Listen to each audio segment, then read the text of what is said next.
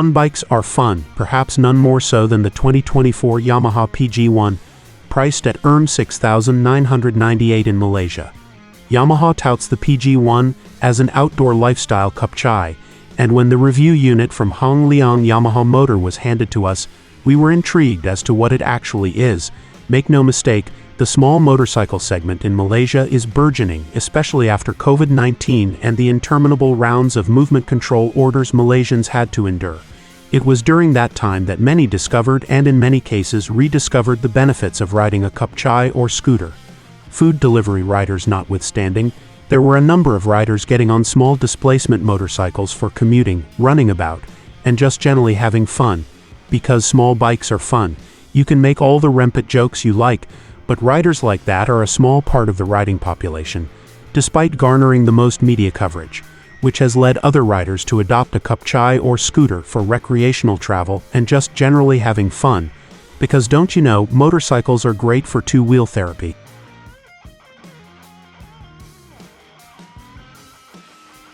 This brings us to the Yamaha PG1, and in Malaysia its direct competition, the Avita Ranger Max.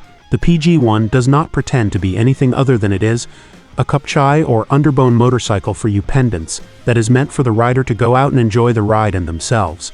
Having received the PG1 from HLYM at the Gen Blue Center in Sungai below, the PG1 we were given came a lovely forest green, the other option being casual beige, and both with seats in hipster brown. Marketing names aside, the PG1 does exude an air of quality, despite its budget price.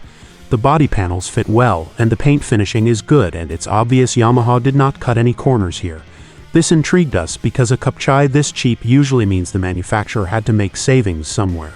Where we found it was in the engine, the PG1 coming with Yamaha's air-cooled 115cc single-cylinder, 2-valve mill. The same unit is used in the Yamaha EZ115 and previously in the Legenda 115Z.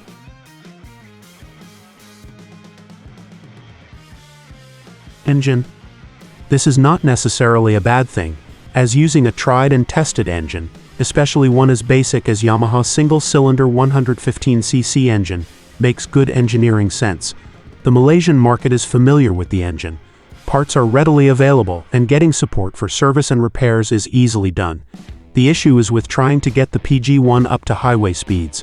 With 90 PS at 7,000 revolutions per minute with 9.5 Newton meters of torque at 5,500 revolutions per minute, we found the PG1 will reach a maximum speed of 80 km per hour on the flat, 83 km per hour downhill. On the highway, this places you in imminent danger of being run over by a Myvi, so it would be best to confine the PG1 to slower surface roads and secondary kampung roads when riding out of town.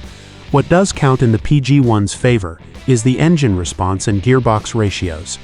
Putting the 4-speed gearbox into first, there is a satisfying click, and when you twist the throttle, engine response is good. A little sharp for the newbie perhaps, but for most riders first gear response is enough to get going from a stop in an interesting manner. Riding along, we found the PG1 engine vibration to be at a reasonable level, the engine protesting only when the throttle was wide open. This was also the point when the road vibration from the 50-50 knobby tires was felt. On the move, there was noticeable road noise from the tires. Putting one in mind of driving a Ford WD fitted with mud tires, the author got used to it after a while, but some riders might find it annoying.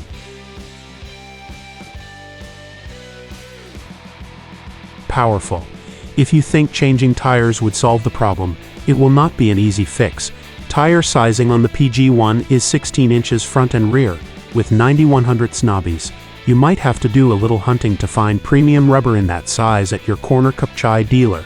Notwithstanding, the rubber on the PG1 actually performed well on surface roads and elevated highways. Grip going into the corner was positive, with good feedback coming from the front forks. Try not rushing things because at its heart, the PG1 is still a kapchai, with all the shortcomings therein.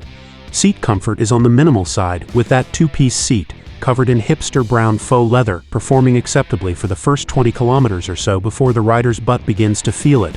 If you're planning on riding long distance with the PG1, wear thicker pants or cycling shorts underneath, or find a good seat upholsterer and add padding.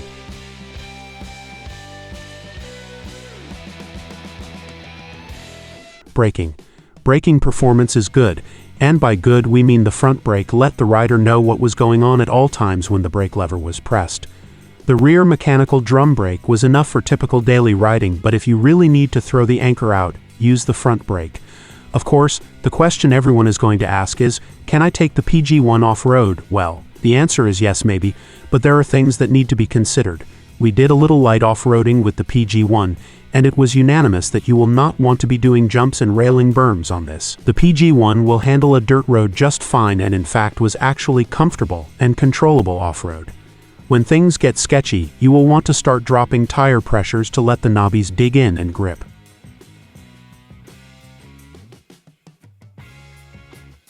Suspension. Moreover, the suspension is not exactly heavy-duty and as the sign usually says at your own risk. On the other hand, we can see the PG-1 performing well as a lifestyle motorcycle, which the low cost of entry and ease of maintenance and parts support being an attraction. Yamaha does offer several variants of the PG-1 to suit various riding styles, plus official accessory packages to dress up your PG-1. There are two color options, forest green and casual beige. One thing to note, we found the quality of build for the PG-1 to be good. The plastic panels fitted properly, and the finish was without fault, something motorcycles at this market price point are not known for. At its core, the PG-1 with its 115cc engine is not going to be breaking any boundaries for performance, and as for looks, that is a subjective thing.